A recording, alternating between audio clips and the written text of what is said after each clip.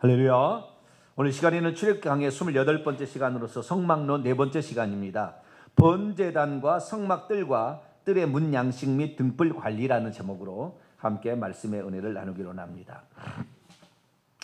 출애굽기서 중요한 성막론에 벌써 4번째 들어갔습니다. 출애굽기 25장부터 성막론 40장까지 계속 나올 거예요. 중간에 약간 우상 숭배 때문에 다른 장면이 나옵니다만은 우리가 38장부터는 직접 이제 짓기 시작하고요. 25장부터는 어떻게 지으라 이것을 말하고 있습니다. 그래서 우리가 지금 성막을 공부하는데 성막은 두 가지라고 그랬죠. 하는 일이 두 가지.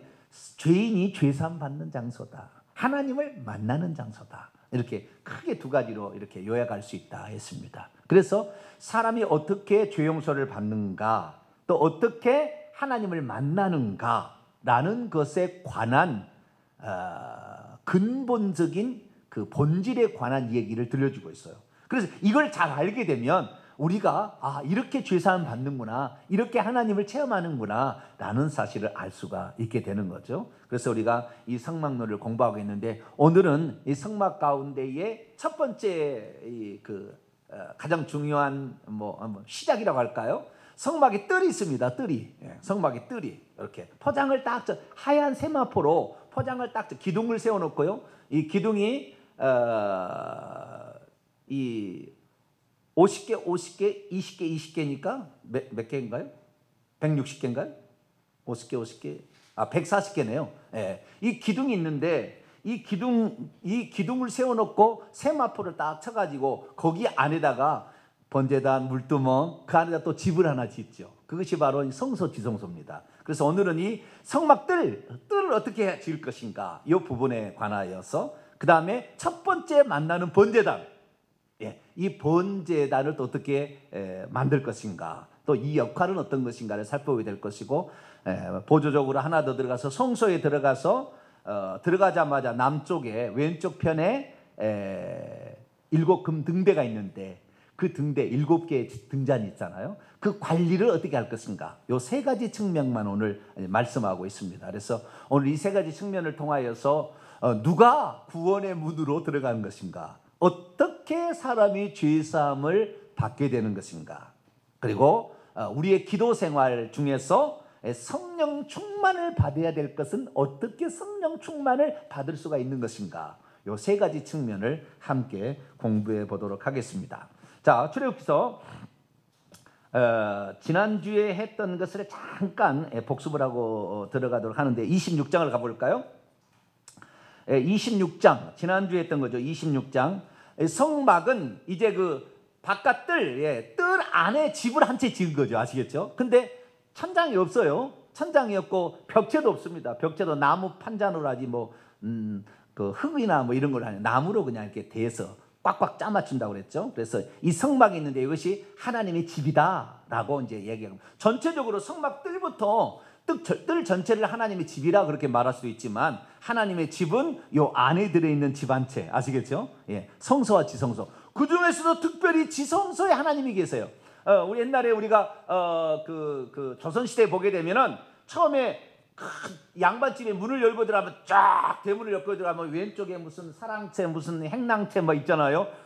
저 안에 주인이 사는 집이 있잖아요. 그렇죠? 마찬가지로 이 하나님의 집도 처음에 이렇게 어떤 당이 들어서 안쪽 깊숙하게 하나님이 있는 거죠. 그래서 사람도 이 육체가 있고 혼이 있고 그 안 깊숙이 영이 있잖아요. 마찬가지로 바깥들 성소 지성소 하듯이 육과 혼과 영의 구조로 돼 깊이 이렇게 들어가는 거예요. 그래서 우리의 영이 기도하는 거, 이것이 이제 제가 방언 기도라고 그랬잖아요. 우리가 혼으로 기도하는 것도 있죠. 몸으로는 봉사하는 것이고. 그래서 우리가 하나님을 만나게 될 때에 진심으로 그 영의 소원이 내 삶의 소원과 완전히 일치된다면 그 사람은 온전한 사람이라고요. 근데 제가 지난 주일날 말씀을 드렸잖아요.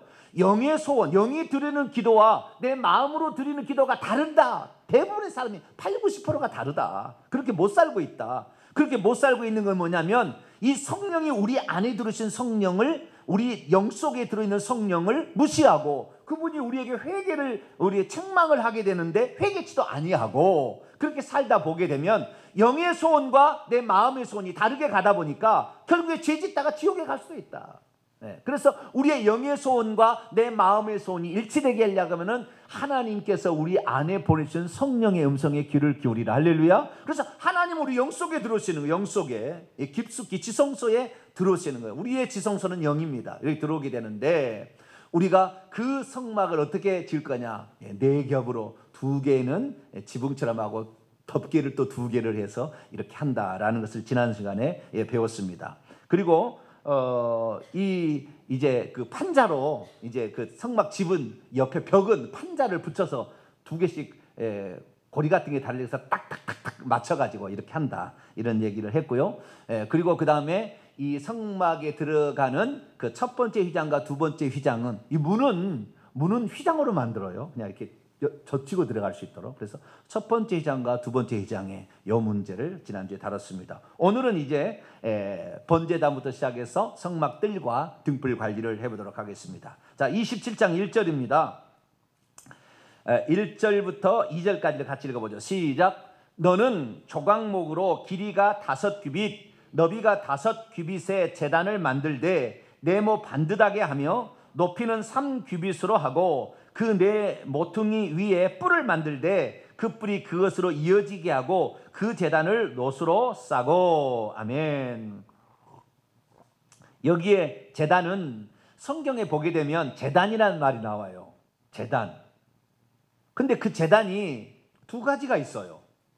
그걸 우리가 잘 구분을 해야 됩니다. 그 문장의 문맥에 어떤 제단인지를 파악해야 되는데 성경에서 제단은 딱 두 가지인데요. 노수로 만드는 이 제단을 번제단이라고 합니다. 무슨 제단? 번제를 제사를 드리는 제단이라 해서 번제단이라고 합니다. 번제단이 있고 또 하나는 분향단이 있어요. 무슨 향단이 있다고요? 분향하는 단. 그래서 이것도 제단입니다. 똑같이 생겼어요. 생김새도. 크기만 다를 뿐입니다.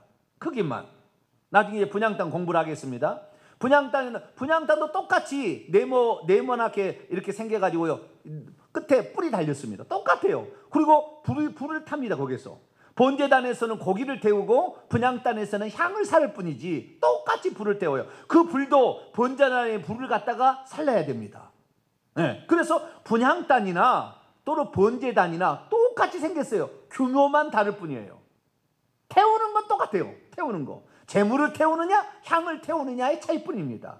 또 이 위치가 이 번제단은 성막 뜰 안에 노수로 만들었다는 것이고 분향단은 성소 안에 금으로 만들었다. 그런 차이가 있어요. 그러나 뿔도 달린 것도 똑같이 생겼습니다. 희한합니다. 그래서 이 문장을 보게 될 때 이것이 분향단인지 제단인지는 그 문맥을 봐야만이 알 수 있는 게 많이 나와요. 성경에. 그래서 우리는 그 구분을 잘해야 됩니다. 오늘 지금 제단이라고 나와요. 그냥 조각목으로 제단을 만드는데 2절 끝에 그 제단을 무엇으로 만들었더라? 노제단이다. 그럼 이것은 번제단이에요. 금제단이다. 그럼 뭐예요? 금제단이다. 그럼 뭐예요? 분향단을 가리키는 거예요. 분향단을. 자, 우선 한번 제가 테스트를 해보도록 하겠습니다. 이것이 무엇을 가리키는지 알아맞혀 보세요. 레위기 16장. 자, 레위기 16장을 딱 열어봐요. 이것이 분향단을 가리키는 것인가? 이것이 무엇을 가리키는 것인가? 자, 15절부터 18절에 제단이라는 말이 나와요. 제단. 여기 제단 나와요. 그죠? 이 제단인데 이 제단은 번제단이냐 분향단이냐? 그것을 이제 확인을 해야 되는 거예요. 자, 15절부터 제가 읽어볼게요. 이게 뭐를 가리키는 것인가? 또 백성을 위한 속죄제 염소를 잡아 그 피를 가지고 휘장 안으로 들어가서 이 휘장도 첫 번째 휘장이냐 두 번째 휘장이냐 다르다겠죠. 첫 번째 휘장은 가늘게 꼰 배실과 청색, 자색, 홍색 실로 만들었다고 그랬죠. 그런데 두 번째 휘장은 거기다가 뭘 수놓는다고 그랬죠? 그룹천사를 수놓았다. 그래서 다르다고 그랬죠. 제가 지난주에 공부했습니다. 자, 휘장 안으로 들어가서 그 수송아지 피로 행함과 같이 그 피로 행하여 속죄소 위와 속죄소 앞에 뿌릴지니. 자, 속죄소 위와 속죄소 앞에 뿌리려면 둘째 휘장을 걷고 들어간 거예요. 첫 번째 휘장을 걷고 들어간 거예요. 둘 번째 휘장을 걷고 들어간 것이라고 보여지는 거예요. 문맥에 따라서 이 휘장이 어떤 휘장이냐. 그런데 여러분, 휘장이 딱 세 가지가 나와요. 문이. 좀 이따 공부하겠습니다만은, 첫 번째는 성막 뜰에 들어가는 첫 번째 문의 휘장이 있어요. 성막 문이라고 하겠죠. 성막 문의 휘장이 있고요. 그 다음에 성소로 들어가는 휘장이 있습니다. 그 다음에 지성소로 들어가는 휘장이 있어요. 휘장은 세 가지가 있어요. 그런데 히브리어 원문을 보면 이름이 다 다릅니다. 부르는 명칭이 달라요. 똑같은 재료로 씁니다. 그런데 부르는 명칭이 달라요. 그래서 그 본문에 따라서 무엇인지를 확인해야 됩니다. 계속 넘어갑니다. 16절, 곧 이스라엘 자손의 부정과 그들이 범한 모든 죄로 말미암아 지성소를 위하여 속죄하고 또 그들의 부정한 중에 있는 회막을 위하여 그들이 할 것이요, 그가 지성소에 들어가서 속죄하러 들어가서 자기와 그 집안과 이스라엘 온 회중을 위하여 속죄하고 나오기까지는 누구든지 회막에 있지 못할 것이며, 그는 여호와 앞 제단으로 나와서 그것을 위하여 속죄할지니 곧 그 숫송아지의 피와 염소의 피를 가져다가 제단 귀퉁이 그 뿔들에 바르고 또 손가락으로 그 피를 그 위에 7번 뿌려 이스라엘 자손의 부정에서 제단을 성결하게 할 것이요. 이 제단은 놋제단을 가리킵니까? 금제단을 가리킵니까? 금제단 같아요? 분향단을 가리키는 것 같습니까? 번제단을 가리키는 것 같습니까? 네? 뭘 가리키는 것 같아요? 잘 모르겠죠. 본문가 가지고는. 그죠? 그런데 이 본문에 지금 우리가 본문의 어떤 그 내용을 보게 되면 이것이 분향단인가 번제단인가 이걸 잘 봐야 되는데요. 이 여호와 앞 제단으로 나와서라고 얘기했을 때 여호와 앞이다. 여호와는 지성소에 있는, 지성소를 여호와라고 했고 여호와 앞에 있는 것은 바로 성소입니다. 그렇기 때문에 성소에 있는 제단이니까 이것은 분향단일 가능성이 매우 높아요. 그러니까 이 그 평소 때 여기 지금 레위기 16장은 속죄일 제사를 하는 날입니다. 속죄일 제사는 대제사장이 1년 한 번, 단 한 번 제단에 들어가서 거기에서 1년에 한 번 제단이 아니라 지성소에 들어가서 제사를 하는 날이기 때문에 지성소와 그 다음에 그 앞에 있는 분향단을 속죄하는, 거기에 피를 바르고 뿌려서 속죄를 하는 그런 날이다. 그래서 여기는 제단이라고 나와 있지만 분향단일 가능성이 매우 높다라는 사실을 이제 알 수가 있는 것이죠. 자, 요한계시록 보겠습니다. 천국에도 제단이 나와요. 천국의 제단은 뭘까요? 그러면 6장입니다.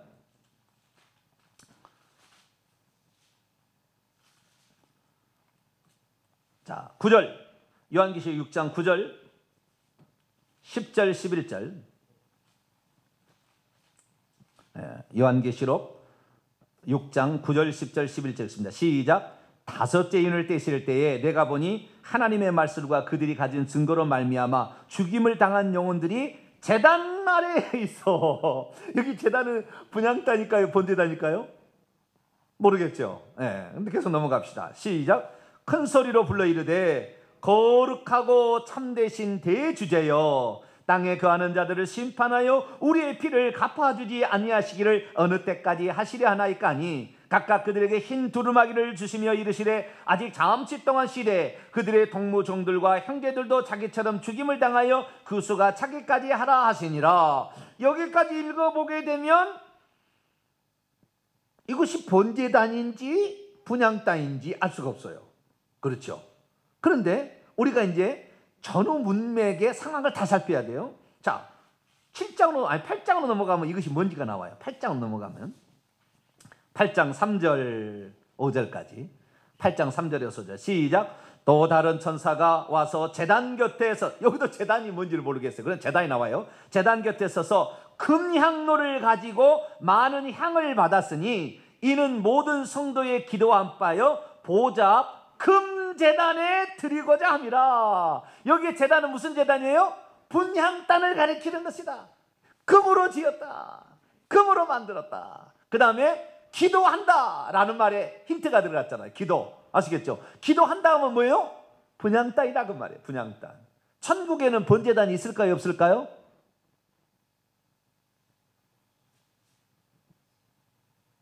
요한계시록을 보게 되면은 물두멍도 안 나오고 번제단도 안 나와요. 요한계시록을 보게 되면 이 분향단이 나와요. 그다음에 그 일곱 우리가 성막에 들어가면 일곱 금 촛대가 있잖아요. 등대 일곱 개, 일곱 영으로 나옵니다. 보호자 앞에 일곱 영으로, 그 일곱 금 촛대가 일곱 영으로 나오고요. 그다음에 분향단이 있어요. 금제단이. 그러니까 천국에서 기도하는 일을 지금도 하는 거예요. 천국에 올라가면 믿음의 선배들이, 또 우리의 부모가 천국에 갔을 때 내 자식들 후손들을 예수 믿게 해달라고 기도합니다. 기도하는 거예요. 그래서 천국에서 우리가 하는 두 가지 일은 뭐냐면 기도하는 일과 하나님을 찬양하는 일이에요. 자, 요한계시록 5장을 보겠습니다. 8절입니다.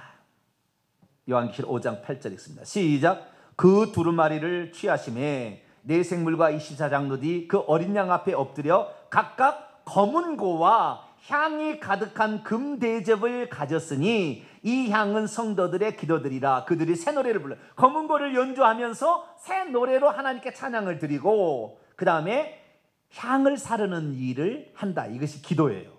그래서 천국에서도 하는 일은 찬양하는 일하고 기도하는 일이에요. 여러분, 천국에서 대접을 받으려면 찬양을 잘하셔야 되고요, 천국에서 대접을 받으려면 기도를 잘하셔야 돼요. 할렐루야. 별로 아멘인 소리가 적네.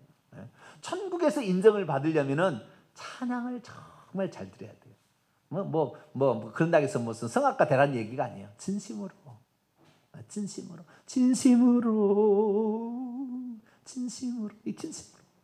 찬양을 잘해야 되고요. 그리고 그 다음에 기도를 잘해야 되는. 그래서 이 제단이 두 가지가 있는데, 노수로 만들게 되면은 번제단이고, 금으로 만들게 되면은 분향단이다. 제단이란 말은 동일한 단어지만 사르는 것, 거기에서 어떤 죽임을 당한 어떤 것, 사르는 것을 가리키는, 태워서 올리는 거예요. 올리는 거. 자, 다시 출애굽 27장으로 넘어옵니다. 27장으로 넘어와서, 자, 조각목으로 1절입니다. 조각목으로 제단을 만들려고 그랬어요. 제단을 만드는데 그 제단을 어느 정도로 만들려고 했느냐? 자, 여기에 나와 있습니다. 자, 사진을 또 이제 보도록 하겠습니다. 사진을 보게 되면 오른쪽에가 이제 그 성막에 대한 대체적인 그림이에요. 이 네모가 이제 그 성막 뜰입니다. 뜰. 아시겠죠? 성막 뜰이 이렇게 이제 있고요. 왼쪽에가 이 성막 뜰 가운데 동쪽에가 이제 그 문이 있는데, 문을 열고 들어가면 제일 첫 번째 번제단인데, 번제단 모양이에요. 이것이 번제단. 이 번제단을 보게 되면은 내 귀퉁이에 뭐가 달렸습니까? 뿔이 달렸죠. 이렇게 싹 양뿔처럼 이렇게요. 뿔이 내 귀퉁이에 달려 있고요. 그 다음에 이것이 네모 반듯합니다. 높이는 3규빗, 그 다음에 가로 세로는 똑같이 5규빗입니다. 이게 5규빗을 만약에 그 센치로 이게 얘기한다면 2.28m, 2m가 좀 넘어요. 2m 28, 2m 28. 그 다음에 요 높이는 1m 36이에요. 그러니까 높이는 조금 더 좀 적습니다만은 넓이가 상당히 넓어요. 그러니까 소 한 마리 퐁 집어넣을 수 있어요. 여기다가 태울 수 있도록 하는데, 이 고리가 또 있잖아요. 고리가 이게, 그러니까 꿰일채가 있죠. 꿰일채를 이렇게 만드는데 고리에다가 꿰일채를 넣습니다. 그래서 이 성막은 이동용이라고 했잖아요. 언제라도 어디로 이동할 수 있도록 이렇게 했습니다. 그래서 이 본체는 나무로 만듭니다. 조각목 아카시아 나무로 만들고, 이 아카시아 나무에다가 노술 입힙니다. 노술 녹여가지고 입히게 되는데, 여러분, 노하고 금하고 있지 않습니까? 노하고 금하고 있는데 어느 것이 더 먼저 녹을까요? 맞아요. 금이 약간 빨리 녹습니다. 1000몇 도씨인데요. 약간 빨리 녹고 조금 뒤에 노시 녹아요. 그러니까 노시 더 셉니다. 노시 더 강하다고 보시면 돼요. 금보다는 노시 더 강한데요. 여기에 이 노수로 이것을 다 이제 쌉니다. 그리고는 가운데 보면 뭐가 있어요? 그물망 같은 게 있죠. 가운데 이렇게 보시면 그물망처럼 돼 있어요. 이 그물망이 뭐냐? 고기가 땅바닥에 닿아버리면은 이 밑에서는 이제 불을 이렇게 지피게 되는데, 땅바닥에 닿게 되면은 불이 정확히 태우지를 못하니까 이 그물망을 아까 제가 3규빗이라고 했잖아요. 3규빗의 절반 정도 높이에다가 그물망을 놔뒀어요. 그래서 불이 밑에서 불을 지피게 되면 불이 그 그물망의 절반 정도 올라가고 그 다음에 고기를 만나요. 그래서 고기를 태워서 다시 절반 정도 해가지고 탈라서 올라가도록. 그래서 잘 고기가 탈 수 있도록 그물망을 중간에다가 이렇게 그물망을 딱 만들어가지고 놔둔 거예요. 그 얼마나 잘 타겠어요, 그죠? 밑에서는 장작을 딱 뗍니다. 그래서 흙 같은 것으로 이렇게 둔덕을 딱 만든 다음에 거기다가 딱 올려놔요, 이것을. 그리고 밑에다가 불을 떼는 거예요. 그럼 이렇게 불을 지피게 되면은 3규빗의 절반 정도까지 그물망이 있으니까 불이 쏙 들어가게 돼서 거기서 잘 타서 쫙 올라가는 거죠. 그래서 이 번제라는 말은 왜? 그러면은 여기 제단에서 이 놋 제단에서 제사를 드리는데 번제 제사만 드리는 게 아니에요. 번제, 소제, 화목제, 속제제, 속건제 5가지 제사를 드리거든요. 그런데 왜 번제단이라고 그러겠어요? 화목제단 그러면 안 되나요? 하나님께서 요한일서 보게 되면 우리를 위하여 화목제물로 그의 아들을 보내셨다고 그러잖아요. 화목제단이라고 하면 안 되는 것입니까? 속죄제단. 예수님께서 내가 너희의 죄를 속죄하러 왔다고 그러잖아요. 그러면 속죄제단이라고 얘기할 수도 있고 화목제단이라고 얘기할 수 있고 소제단이라고도 얘기할 수 있는데 왜 번제단이라고 얘기를 했을까? 그것은 그 용어상의 의미 때문에 그렇습니다. 자, 출애굽기 38장 하나 볼까요? 지금 출애굽기 27장 1절에서는 제단을 만들라고 그랬는데, 자, 출애굽기 38장 1절입니다. 똑같은 말인데 여기는 번제단이라고 아예 규정이 돼 있어요. 아까는 출애굽기 27장에는 놋으로 그냥 제단을 만들라고 그랬는데 5규빗 높이 3규빗 만들라고 했는데 여기는 똑같이 만들라고 했는데 뭘 만들라고 정확히 규정이 되어 있어요. 읽어봅시다. 시작. 그가 또 조각목으로 번제단을 만들었으니 길이는 5규빗이요 너비도 5규빗이라 네모가 반듯하고 높이는 3규빗이며 여기 번제단 이렇게 제단이란 말은 미즈베하흐라는 똑같은 단어예요. 미즈베하흐라는 단어인데 번제단, 번제제단이라는 말의 약자입니다. 번제제단, 번제를 드리는데 번제가 올라라는 뜻입니다. 올라. 뭐라고요? 올라. 그 올라가 뭐냐? 우리 한국말하고 똑같은 뜻이에요. 올라간다라는 뜻입니다. 그 신기해요. 한국말하고 똑같아요. 이 올라인데 번제라는 말이 올라예요. 번제, 올라. 히브리어로. 근데 올라, 태워서 이 향기가 돼서 올려보낸다 그 말이에요. 다 태워서 이렇게 올려보낸다 그런 뜻이 있어요. 그래가지고 이 제단을 이 제단에 있는 모든 그 짐승이 있잖아요. 소나 양이나 대제사장이나 그 다음에 그 온 회중이 제의를 지었을 때는 소를 드리게 되고 일반 평민이 했을 때는 양이나 염소를 드리게 돼요. 가난한 사람 비둘기라도 드리게 합니다. 그런데 거기서 온전히 태워서 딱 이렇게 완전히 태워서 올려보낸다 그런 의미이기 때문에 번제단, 태울 번자입니다. 번제단은 태워서 올려보낸다 해서 번제단이라고 이렇게 합니다. 그래서 이 번제단을 이게 만들게 되는데요. 자, 부속기구도 만들려고 그랬어요. 부속기구도. 자, 3절부터 또 제가 보겠습니다. 27장은 다시 넘어옵니다.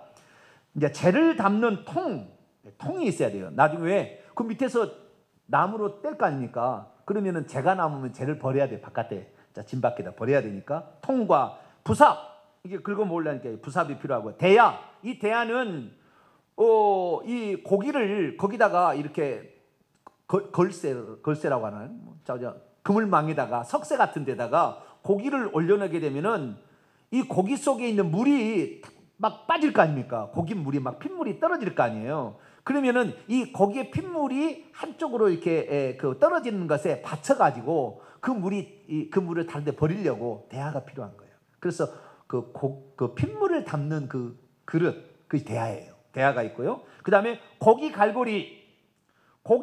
고기가 잘 안 타면은 갈고리로 묶어서 이 번제에다 이렇게 걸어놔야 또 잘 탈 거 아닙니까? 그냥 왕창 나무를 안 타니까 걸어놔야 돼. 갈고리. 그 다음에 불똥 옮기는 그릇. 이 불을 번제단을 항상 태울 수는 없잖아요. 밤 12시에도 번제 태우겠어요? 그러면은 이 불똥을 잘 보관하고 뭐 이렇게 하려고 또 그릇이 필요한 겁니다. 그래 만들 때 제단의 그릇을 다 놋으로 만들지며 제단을 위하여 노수로 그물망, 이 그물망 석쇠죠. 그물망을 만들고 그 위 네 모퉁이에 놋고리 넷을 만들고 그물은 제단 주위 가장자리에 곧 제단 절반에 오르게 할지며 또 그 제단을 위하여 꿰채죠. 이렇게 채를 만들되 조각목으로 만들고 노수로 쌓을지며 제단 양쪽 고리에 그 채를 깨어 제단을 매게 할지며 제단은 널판으로 이 제단 자체는 조각목의 널판으로 가운데가 속이 비게끔 네모를 반듯하게 만들어서 산에서 내게 보인 식양대로 만들게 하라 이렇게 말했습니다.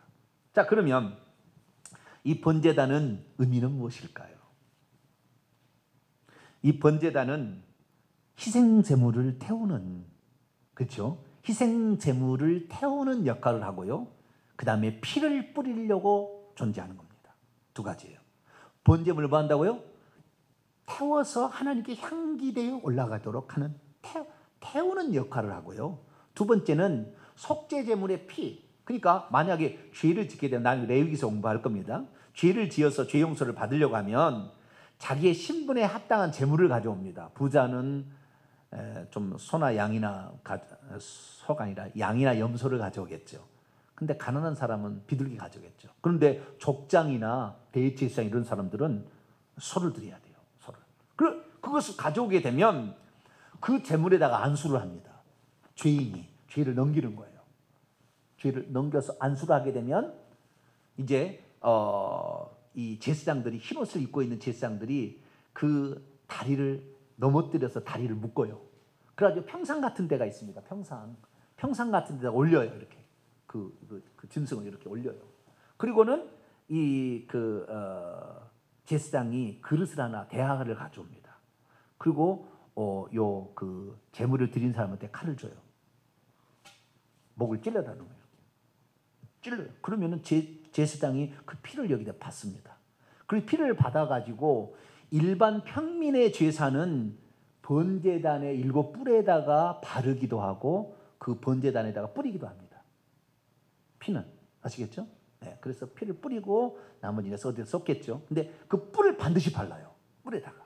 좀 이따 의미 설명하겠습니다. 그 다음에 고기는 각을 떱니다. 다 잘라요. 목은 목대로, 내장은 내장대로, 간은 간대로. 그러니까 다 이렇게 다리는 다리대로 다 이렇게 다 해가지고 버릴 건 버리고 이렇게 해서 하나님께 올려드릴 것은 그 석쇠 위에다가 쫙 올려놔요. 그리고 밑에서 불을 지핍니다. 그럼 이것이 타서 쫙 올라가는 거예요. 그러면은 타 올라갈 때 물이 떨어지면은 대야에다가 또 핏물을 받기도 하고 이런 식으로 해서 그걸 하는 거예요. 자, 그러면 이 번제단이 하는 역할은 두 가지예요. 하나는 제물을 태우는 역할과 두 번째는 피를 바르는 거예요. 왜? 그러면 이 태운다는 것은요, 자기 자신을 온전히 하나님께 올려드린다. 이 번제단을 통하여 우리 사람들이 이제 기억할 건 뭐냐면, 자, 죄는 내가 지었어요. 죄는 내가 지었는데 누가 죽는 거예요? 흠없는 희생 제물이 죽어가는 거잖아. 자기가 죽여야 된다니까요. 또 자기가 죽인다니까요. 그러니까 죄는 내가 지었는데 이가 대신 죽는다. 그거를 보면서 두 가지를 느끼는 거죠. 죄 없는 저것이 나를 대신해서 죽는구나. 내가 또 죄를 지어야 되겠다, 안 지어야 되겠다? 에? 우리 예수 믿는 사람은 뻔뻔해. 죄를 지어서 예수님이 우리의 희생제물로 죽었다고 하면 그 다음부터 죄를 지어야 되겠어요, 안 지어야 되겠어요? 죄를 안 지어야 되잖아요. 그래도 뻔뻔스럽게 또 죄를 지어. 내가 예수를 또 잡지 뭐 이런 거야. 지금 보니까 실제를 해봐야 되는 거예요. 우리가 실제를 안 해보고 말만, 우리 예수님께서 우리의 속죄제물로 우리 대신 죽었습니다, 말만 하니까 죄를 더 짓는 거예요. 지금 내가 보니까 구약시대처럼 죄를 지었으면 죄를 지을 때마다 뭘 가져야 돼? 희생제물을. 그 얼마나 비싸겠어요. 희생제물을 그냥 여러분, 죄를 용서받기 위해서 헌금을 들여봤나요? 그런 거 안 하잖아요. 우리 구약시대는 그렇게 했다고 말이에요. 거기에 합당한 돈을 엄청 들여서 양을 사고 소를 사가지고 와가지고 그것을 죽이는 거예요. 그냥 죽일 때마다 그래, 아유, 내가 죽어야, 죄는 내가 지었는데 왜 네가 죽냐? 그런 마음이 들게 돼 있다고요. 그러니까 이 제물을, 속죄 제물을 바칠 때마다 또는 화목 제물을 바칠 때마다 미안하다. 미안하다. 내가 죄는 내가 지었는데 네가 죽어가는구나. 이 마음이 들어서 다음에는 더 죄를 안 지어야 되겠다. 이 생각을 하게 되는 거예요. 여러분, 하나님 앞에 회개를 할 때는 다시는 죄를 안 지으려고 회개를 해야지, 그 죄를 용서해달라고 해놓고 또 반복적으로 죄를 지으면 될까요? 안 될까요? 대답이 없으시네. 될까요? 안 될까요? 안 되죠. 우리 김효덕 집사님 100점짜리. 안 되죠. 그러면 안 되는 거예요. 그래서 그 희생제물을, 그러니까 첫째는 내가 죽어야 될 걸 네가 죽어서 미안하다. 나는 다시 내 죄 안 짓게. 이런 마음을 가져야 된다 그 말이에요. 이게 이 번제단의 의미예요. 그 다음에 내 대신 저게 드려졌지만 그것이 잘 하나님 앞에 내가 지은 죄를 하나님 용서해 주기 위해서 하나님 기뻐하시도록 잘 태워서 올라가도록 해야 되고요. 뿔이 있어요. 뿔이 이제 뿔에다가 피를 바른다고 했잖아요. 두 가지 일한다. 번제단에서 두 가지 일한. 뿔을 바르는 건 뭐냐면 그 뿔은 권세를 상징해요. 염소가 있어요. 뿔이 달렸어요. 가서 그냥 염소가 그냥 이렇게 받아버리면은 사람 내장이 터져버려요. 배를 받아버리면. 뿔은 권세가, 힘과 권세를 상징합니다. 뭘 상징한다고요? 힘과 권세를 상징하고 강인함을 상징하는 거예요. 그래서 뿔과 권세는, 이 뿔이라는 것은 권세, 힘, 강인함, 이런 걸 상징하는 거예요. 그래서 이 뿔이라는 건 뭐냐면, 이 뿔은 이 뿔이 모든 사람들에게 무엇으로 만들려고 그랬어요? 근데 이 뿔을 재료가 뭐예요? 노입니다. 노. 그러니까 이 네모로 판자에다가는 이 조각목을 먼저 만들고, 그 다음에 중간에다 석쇠를 넣고요. 밑에는 비어 있어요. 석쇠를 넣고 이렇게 만들게 되는데, 여기다가 놋을 부어서 만드는데 이 번제단의 이 나무하고 뿔하고는 연하여 이어서 만들려고 그랬다고요. 그러니까 놋으로 만드는 거예요. 그래서 놋으로 만드는데 뿔은 권세를 상징하는 것입니다. 그래서 이 놋은 재료가 원래 금과 은과 놋이 있잖아요. 나무가 있고 네 가지가 있는데, 뭐 천도 있습니다. 실도 있지만, 그런데 금은 동이 이제 보석 같은 거잖아요. 그런데 놋은 뭐냐? 놋은 무겁고, 그래서요, 놋은 이렇게 눌러버려서 이렇게 뭐죠? 짓밟아버린다는 의미가 있어요. 그래서 놋은 항상 심판을 상징합니다. 심판. 놋은 심판을 상징해요. 근데 뿔은 뭐요? 권세, 능력, 힘, 강인함, 이것을 상징하는 거예요. 그래서 하나님께서 이 뿔을 딱 이렇게 다루는 것은 하나님이 너희들을 꽉 눌러서 너희들을 그냥 없애버릴 수가 있다. 그런 권세 있는데 그 권세에다 피를 딱 바름으로 말미암아 하나님의 권세로 우리를 누르지 않고 우리를 죽이지 않게 해주세요. 이 피를 보시고 당신의 권세로 우리를 어떻게 하면은 우리는 그냥 짓밟혀져서 그냥 막 짓이겨져 버리는 그런 상태 되는데, 하나님 당신의 권세는 위대하고 당신의 권세는 높으나 이 피를 보시고 나의 죄를 용서해 주세요. 그런 의미예요. 하나님의 권세는 무궁합니다. 하나님 권세. 그래서 구약에는 이 뿔은 심판의 뿔이었습니다. 어떤 뿔? 심판의 뿔이었어요. 그런데 예수 그리스도께서 오셔서 그 뿔에다가 피를 바름으로 말미암아 그 뿔은 이제는 구원의 권세로 바뀌어져요. 무슨 권세로 바뀐다고요? 구원의 권세. 그 예수 그리스도를 믿게 되면은 그 예수 그리스도의 권세로 말미암아 구원을 얻게 되는 구원의 권세로 바뀌어지는 거예요. 자, 누가복음 1장을 볼까요? 누가복음 1장 69절을 보겠습니다. 누가복음 1장 69절. 사가랴가 예언하는 것 중에 하나인데요. 자, 67절부터 69절까지 읽어보죠. 누가복음 1장 67절 69절 시작. 그 붙인 사가랴가 성령의 충만함을 받아 예언하이르되 찬송하리로다. 주 이스라엘 하나님이여 그 백성을 돌보사 속량하시며 우리를 위하여 구원의 뿔을 그 종 다윗의 집에 일으켰으니, 구약에는 심판의 뿔로 다가와서 우리가 다 죽게 생겼는데, 그래서 어린 양의 피를 발라서 그 속죄 제물의 피를 발라서 우리를 살려줬지만, 예수께서 오심으로 말미암아 이제는 이 예수 그리스도를 믿는 모든 자를 다 구원하는 동서남북의 모든 방면에 가서 그 뿔, 우리의 구원의 뿔로 피를, 하나님의 권세를 맞고 구원으로 우리를 인도하시는 구원의 뿔로 바뀌었어요. 그래서 이제는 그 뿔을 심판의 뿔에서 구원의 뿔이라고 바꾸는 겁니다. 할렐루야. 누구 때문에? 예수 그리스도.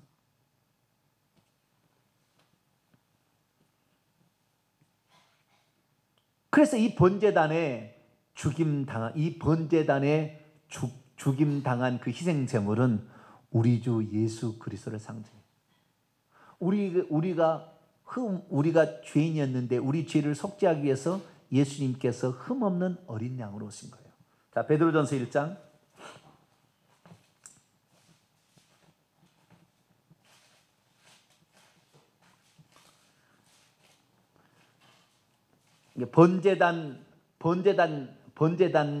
이 번제단의 의미도 예수 그리스도지만 거기에 그 잡는 제물도 예수 그리스도를 상징하고 그 제물을 또 하나님 앞에 드리는 제사장들도 대신 제사를 드리신 예수 그리스도를 상징해요. 그러니까 온통 예수 그리스도입니다. 1장 19절 20절까지 읽습니다. 시작.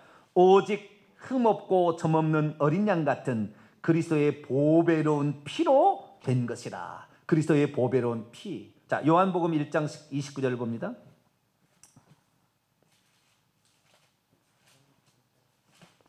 요한복음 1장 29절. 예수님이 누구신가? 우리를 대신해서 피 흘려 죽으러 오신 예수 그리스도가 누구신가? 요한복음 1장 29절 있습니다. 시작. 이튿날 요한이 예수께서 자기의 나오심을 보고 이르되 보라, 세상 죄를 지고 가는 하나님의 어린 양이로다. 할렐루야. 세상 죄를 지고 가는 하나님의 어린 양. 이게 누구요? 예수 그리스도. 자, 또 하나 한 번 더 봅니다. 마가복음 10장 45절. 마가복음 10장 45절. 예수님이 이 땅에 뭐하러 오셨느냐?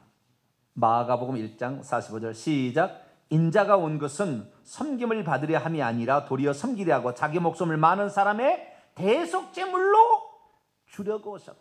마지막입니다. 디모데전서 1장 6절입니다. 디모데전서 1장 6절. 그분이 뭐하러 왔느냐? 디모데전서 2장 6절. 2장 6절. 1장 15절에 보면 그리스도 예수께서 죄인을 구원하러 오셨어요. 근데 2장 6절을 보겠습니다. 시작. 그가 모든 사람을 위하여 자기를 대속제물로 주셨으니 기약이 이르러 주신 증거다. 그래서 예수님께서는 이 번제단에서 우리를 대신하여 죽으실 대속제물로 오셔서 우리 대신 향기가 되어서 예수님의 향기를 받으시고 하나님 우리 죄를 용서해 주시고 그 대속제물로 오신 예수님의 피로 권세를 뿔을 딱 발라버려가지고 뿔에다가 피를 발라버려가지고 권세를 힘을 못 쓰게 만드는 거예요. 그 권세를 오히려 구원의 권세로 바꾸는 거예요. 할렐루야. 그래서 예수 그리스도 때문에 우리는 번제단에서 우리의 죄가 용서되는 것입니다. 용서되는 거예요. 그래서 예배 드리는 것이 번제단에 나와서 우리가 우리의 죄를 자백하는 일을 먼저 하는 거죠. 그래서 예배 드릴 때마다 우리가 우리의 죄를 먼저 얘기할 때 예수 그리스도의 피를 우리의 영혼에 바르는 거예요. 그리고 우리의 찬송을 하나님께 다 올려드립니다. 그 다음에 우리의 기도를 올려드립니다. 이렇게 하는 거예요. 그 다음에 우리의 또 예물을, 구약시대는 소나 양을 가져왔던 우리는 예물을, 그래서 주일날 반드시 우리가 예물을 드리잖아요. 다른 데 예물을 안 드리지만 주일은 드리는 거예요.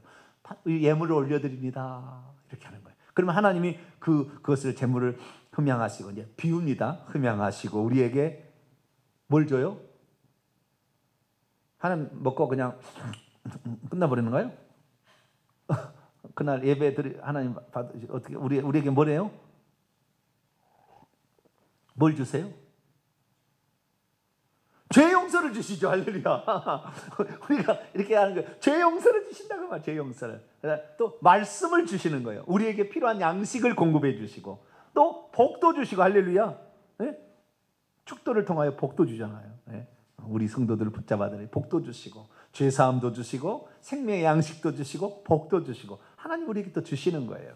그래서 우리가 예배라는 것은 예배는 우리가 하나님께 올려드리는 거예요.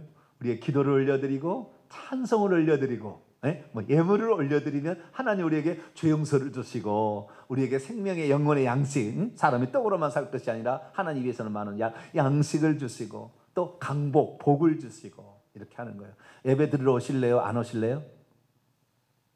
가끔 가다가 일요일 날 한 번씩 빠져요? 네? 그럼 이빨 빠지는 거예요. 이빨. 그러면 안 돼요. 절대 안 돼요. 네. 내 목숨이 붙어있는 한 나는 주일날 빠진 게 없다. 다 그 마음을 가져야 돼요. 저는 청년 시대부터 그랬어요. 예수 믿을 때부터 그랬어요. 그런 생각을 다 가졌어요. 주일날 못 가면 반드시 수요일날이라도 간다. 응? 형님이 나를 교회를 못 나게 깍 가로막고 있으니까 못 가야겠어요. 수요일날 가면 폭포수 같은 눈물밖에 안 나와요. 내가 하나님 앞에 예배 드리는 날을 내가 예배를 못 갔습니다. 예배를 못 갔습니다. 내가 힘이 없고 연약하고 그래서 내가 어떻게 할 수가 없었습니다. 하나님, 내가 주일을 하나님 앞에 지키지 못했음을 용서해달라. 왜 그렇게 눈물이 많은지 몰라요. 아마 드럼통 나왔을 거예요.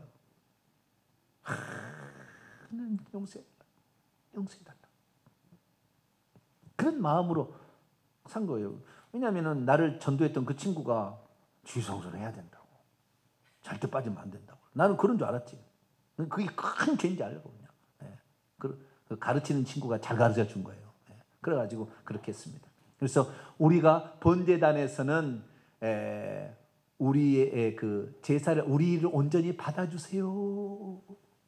이 제물을 보시고 나를 받아주세요. 라는 말과 우리의 죄를 용서해 주세요. 그것을 말하는 거예요. 그 자리에서. 그래서 우리는 번제단을 통하여 모든 죄가 용서되고 또 우리를 하나님께서 제물로 대신 그리스도를 통해 대신 받으시고 할렐루야. 그런 자리다. 그래서 이것을 우리가 성막에 들어갈 때 맨 처음 통과하는 것이 뭐다?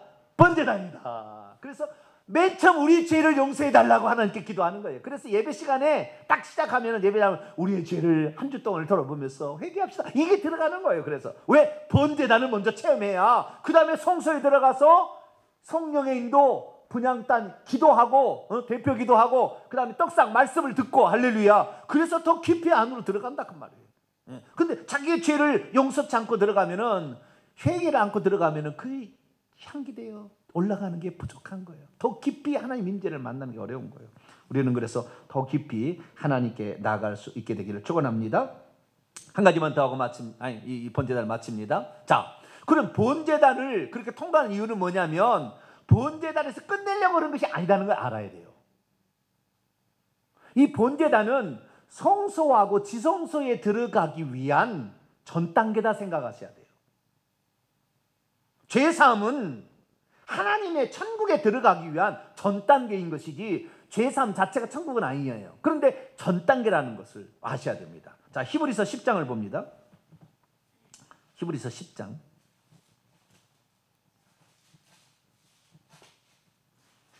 19절입니다. 히브리서 10장 19절 같이 읽습니다. 시작. 그러므로 형제들아 우리가 예수의 피를 힘입어 성소에 들어갈 담력을 얻었나니. 자, 성소에 들어가기 위해 예수 피가 필요하다. 그래서 이 번제단에 흘려진 속죄의 그 피는 우리가 결국에 성소, 여기에 성소는 지성소입니다. 지성소 안으로 들어가기 위한. 성소도 두 가지가 있어요. 지성소가 있고 지성, 문맥에 따라서 이걸 봐야 됩니다. 지성소 안으로 들어가기 위해서 죄를 먼저 씻어내야 된다. 이것이 번제단이다. 자, 이제 성막 뚫러 들어가겠습니다. 9절입니다. 출애굽기 27장 9절. 너는 성막의 뜰을 만들지니 남쪽을 향하여 뜰 남쪽에 너비가 100규빗의 세마포 이장을 쳐서 그 한쪽을 당하게 할지니 그 기둥이 스물이며 이렇게 쭉 만든다는 거예요. 그 다음에 좀 더 읽어보겠습니다. 그 받침 스물은 노수로 하고 그 기둥의 갈고리와 가름대는 은으로 하고 놋과 은으로 하고 그 북쪽 남쪽 동쪽 이렇게 있어요. 이것을 제가 설명을 간단히 해드리겠습니다. 여기를 보겠습니다. 이게 성막인데요. 이쪽이 보세요. 성막인데요. 이 성막을 보면 이것을 입체적으로 밑에다 해놨어요. 입체적으로. 그렇죠? 여기가 성막 입구예요. 여기 문이 있는 데가 입구예요. 아시겠죠? 이거 동쪽입니다. 무슨 쪽? 동쪽. 여기를 앞쪽이라고 그럽니다. 동쪽을 앞쪽이라고 그래요. 이것을 자기가 앞쪽을 바라보고 있다고 생각하세요. 이 동쪽이 이 문이 있는 데이고요. 남쪽하고 북쪽이 있습니다. 왼쪽이 남쪽이, 오른쪽이 북쪽이에요. 또 뒤쪽은 거기는 서쪽이라고 얘기를 하겠죠. 그런데 여기에다가 이 기둥을 박아요. 기둥이 10개 20개 이렇게 돼요. 하나, 둘, 셋, 넷, 다섯, 10개. 그 다음에 20개, 20개, 10개, 10개예요. 20개, 20개면 40개에다가 50개, 60개네요. 네. 근데 제가 잘못 얘기했네. 60개의 기둥을 받고 그 기둥의 받침은 노수로 또 했습니다. 그 기둥 이동을 해야 되니까 거기다 심어놓은 게 아니에요. 왜냐하면 텐트로도 이동해야 되니까. 그래서 노수로 그 성막 본체를 지을 때도 그랬잖아요. 노수로 이 판자를 받치는 걸 두 개에다 한 개 판자에 두 개를 하듯이 마찬가지로 노수로 높받침으로 무거운 걸로 해가지고 높받침으로 거기다가 딱 끼우는 것입니다. 그리고 이것이 흔들리지 않도록 하기 위해서 양쪽에 끈으로 묶어가지고 노수로 말뚝을 막 박습니다. 뿐만 아니라 이 기둥들이 좌우로 흔들리지 않도록 중간에 고리를 만들어가지고 가름대를 딱 은으로, 고리도 은으로 만들고 가름대도 은으로 만들어가지고 은으로 딱 꿰요. 그래서 이것이 흔들리지 않도록 이렇게 쭉 하는 것입니다. 이렇게 하는 거예요. 그래서 이 규빗으로 잔다면은 이 문 앞쪽이죠. 이 동쪽, 여기 동쪽하고 서쪽은 50규빗이고요. 여기는 100규빗입니다. 22.8m, 45.6m 이렇게 돼서 이게 평수로 계산한다면은 이 뜰이 378평입니다. 이 평수로 계산한다면 378평 이 뜰이 이 378평. 그래서 요 뜰을 만드는데요. 이 기둥의 이 기둥의 재료는 나무 조각목으로 만들고 거기다가 놋을 입혔습니다. 그 다음에 놋 받침대를 만들었고 가운데 가름대를 이렇게 만드는 고리와 가름대는 은으로 했어요. 은으로 이렇게 해서 이걸 쭉 만들었다는 것입니다. 그리고 하얀 세마포로 치는 겁니다. 이게 쳐서 고리를 그 기둥에다가 고리를 달아가지고 고리에다 딱 끼웁니다. 착착착착 끼우니까 쫙 하게 되면은 포장이 딱 쳐지는 거예요. 그러면 이렇게 해서 378평에 이 성막들을 만드는 거예요. 성막들을 만드는데 그러면 왜 포장을 왜 치죠? 뱀 못 들어오라고 그러나? 거기에? 왜 성막들을 휘장으로 칠까요?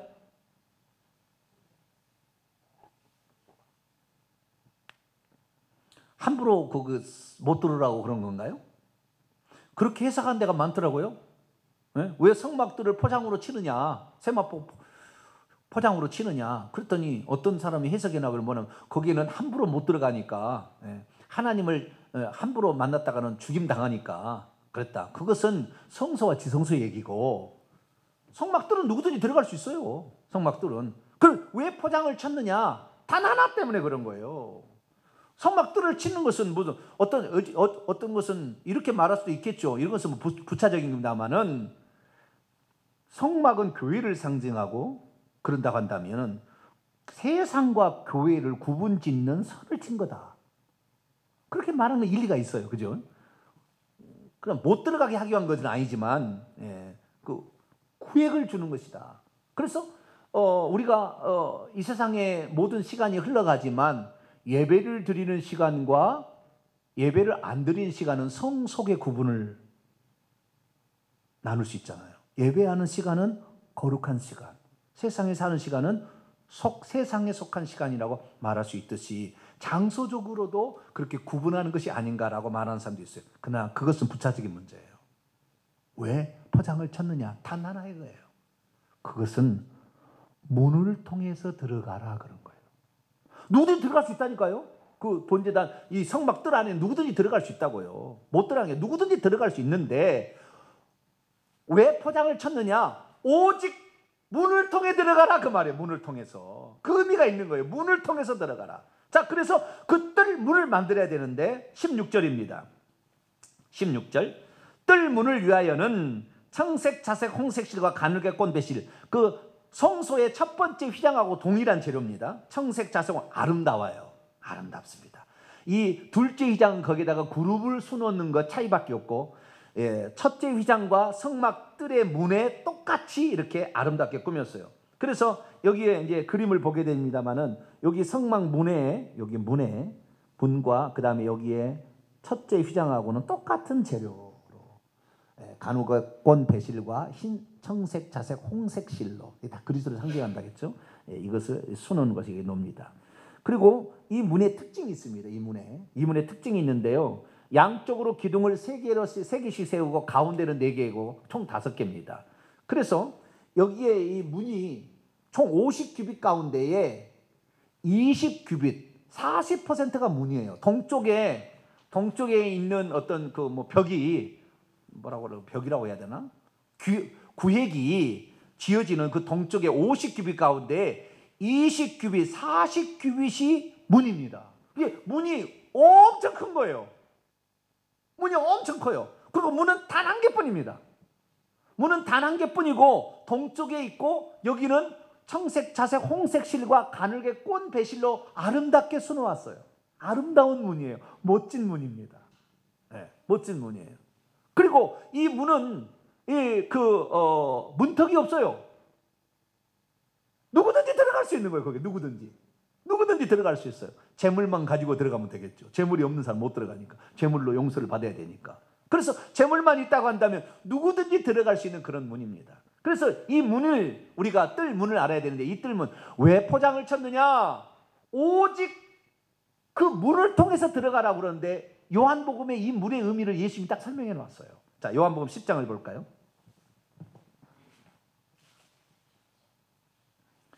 요한복음 10장 9절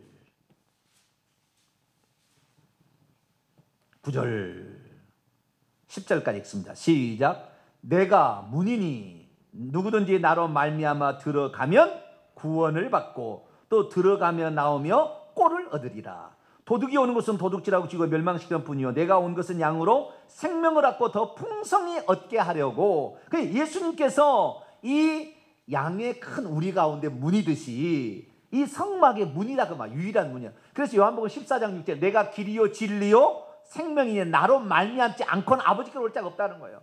예수 앞에 아내가 신성한 아버지가 있어요. 동시 존재 상호 내재가 됩니다. 그래서 이 예수 그리스도께 오는 자, 그 자, 여기는 조건이 없어요.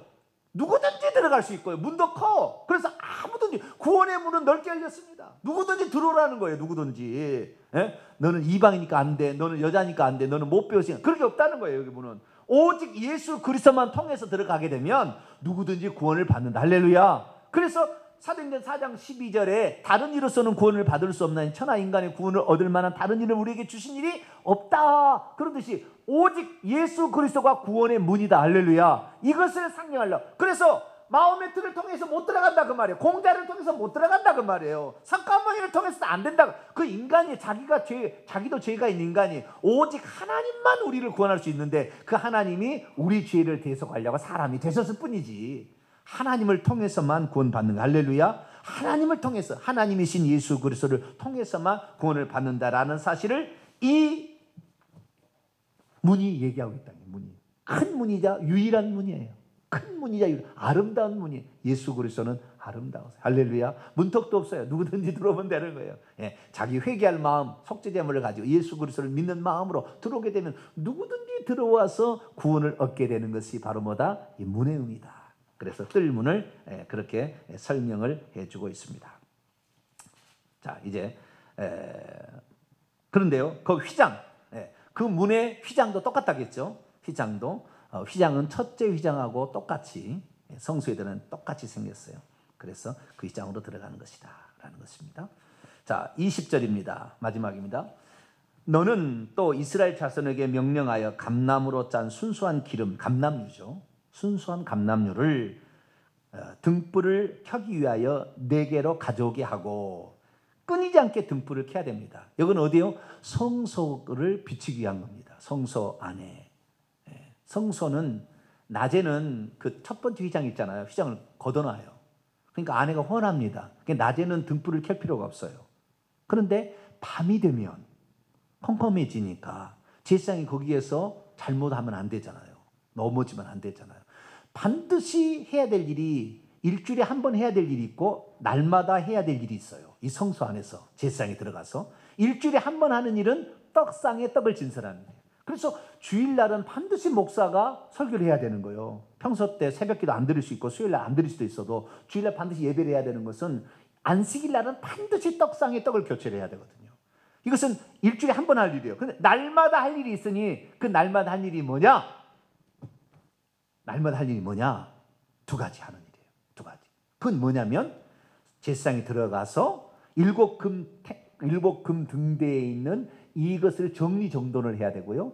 그 다음에 향단에 가서 불을 살려야 되는데 아침 저녁으로 아침 번제를 드리고 나서 들어가서 하고요. 저녁 번제를 드리고 나서 이것을 항상 한다 해서 항상 상자 써서 상번제라고 그럽니다. 아침과 저녁에 드리는 번제를 번제단에서 드리고 나서 물두멍에 손을 씻고 들어가서 그 다음에 일곱 금 등대에 기름을 보충하고 그 다음에 심지에 끓음이나 이런 것을 잘라내고요. 그래서 그 다음에 끓음 이런 것들은 이제 정리를 해가지고 이렇게 하고 이렇게 정리를 하는 일을 하고 그 다음에 향단에서 향을 살라요. 이게 동시에 이루어지는 일입니다. 동시에. 이것은 동시에 이루어지는 일이에요. 그래서 우리가 교회에 처음에 오게 되면 번제단을 통하여 자신의 죄를 용서해달라고 회개 기도를 해야 됩니다. 그 다음에 해야 될 일은 뭐냐면은 성령의 등불이 활활 타오르도록 해야 돼요. 자, 21절 읽습니다. 21절. 시작. 아론과 그의 아들들로 해막한 증거궤 앞 휘장 앞 밖에서 저녁부터 아침까지 항상 여호와 앞에 그 등불을 보살피게 하라. 이는 이스라엘 자손이 대대로 지키라. 보살피다는 말이 정리정돈한다 그 말이에요. 정리정돈하는. 여러분, 성령으로 늘 충만하고 싶어도 우리의 삶이 잘못되면은요, 이 성령 충만이 안 되고요, 또 죄의 찌꺼기가 좀 생기는 거예요. 그래서 그 회개 기도를 통하여 순수한 감람유를 가져오게 하는데요. 이 감람유는 백성들이 가져오게 하는 거예요. 백성들이. 그래서 이 등대의 불은 성령의 불입니다. 감람유도 성령을 상징하고 불도 성령을 상징해. 그래서 불같이 많은 성령이라고 그러잖아요. 불이 활활 타오르게 하려면은 성령이 그렇게 활활 타오르고 내 속에서 성령이 활동할 수 있도록 잘못된 것은 늘 정리정돈을 해줘야 된다니까요. 정리정돈. 그렇지 않게 되면은 우리도 성령 충만하지 아니하고 성령이 소멸되거나 약해져 버리는 거예요. 불의 심지가 약해지는 거예요. 기름을 보충하지 않고 그런다면. 근데 우리가 그 정성을 들여야 돼요. 그래서 성령 충만을 받으려면 우리가 하나님께 나와서 기도하고 막 몸부림쳐야 되는 것이지 가만히 이제 성령 충만이 되는 게 아니에요. 우리 스스로가 죄를 막 몰아내고 성령이 충만케 해달라고 기도하고 몸부림치면서 결국에 성령 충만을 받게 되고 그것은 기도하고 불가분에 관련이 있다고 그랬죠. 반드시 이 등불에 불을 감금한 다음에 향단에 가서 향을 살리게 돼 있다. 그래서 이 기도와 성령 충만은 아주 불가분에 관련이 있습니다. 내가 기도도 하지 않는데 성령 충만하다. 그 거짓말이에요. 그 사람이 성령 충만하다. 기도 많이 한 사람이에요. 할렐루야. 이게 같이 가는 거예요. 같이 가는 거예요. 자, 한 구절만 더 읽어보도록 할까요? 레위기서 24장. 레위기서 24장 1절부터 4절인데요. 레위기 24장 1절 4절. 여호와께서 모세에게 말씀하여 이르시되 이스라엘 자손에게 명령하여 불을 켜기 위하여 감람을 찌어낸 순결한 기름을 내게로 가져오게 하여 계속해서 등잔불을 켜둘지며 아론은 회막과 증거궤 휘장 밖에서 저녁부터 아침까지 여호와 앞에 항상 등잔불을 정리할지니 이는 너희 대대로 지킬 규례라. 그는 여호와 앞에서 순결한 등장대 위의 등장들을 항상 정리할지라. 이렇게 되어 있어요. 그래서 우리가 이 밤이 되면 이 등불을 켜잖아요. 낮에는 안 킨다고 말해요. 화나니까. 빛이 있으니까. 어두울 때일수록 기도해야 돼요. 어두울 때 불을 밝히라고 했거든. 우리의 삶이 어려울 때. 그래서요, 저는 인생에 어려움이 닥치는 것이 나는 우리에게 유익한 것 같아요. 그러지 않으면 하나님 안 찾을 거거든. 우리 인생에 고난이 닥칠 때, 어둠이 임할 때 우리가 기도하잖아요. 여러분, 어둠이 임하든 안 하든 항상 기도해야 되겠지만 어려움이 닥치면 닥칠수록 시험에 들지 말고 기도할 수 있게 되기를 축원합니다. 기도를 하셔야 된다. 그래서 끓음을 제거하고 다시 활활 타오르게 해야 우리의 믿음 생활이 잘 되는 것입니다. 우리 성도들은 들어갈 때 가장 먼저 성소에 들어갈 때 할 때가 뭐냐? 끓음을 제거하고 기도를 통하여 성령의 불이 활활 타오를 수 있도록 그렇게 해나가게 되기를 간절히 바랍니다. 거룩하신 하나님 감사합니다. 오늘 번제단과 성막들과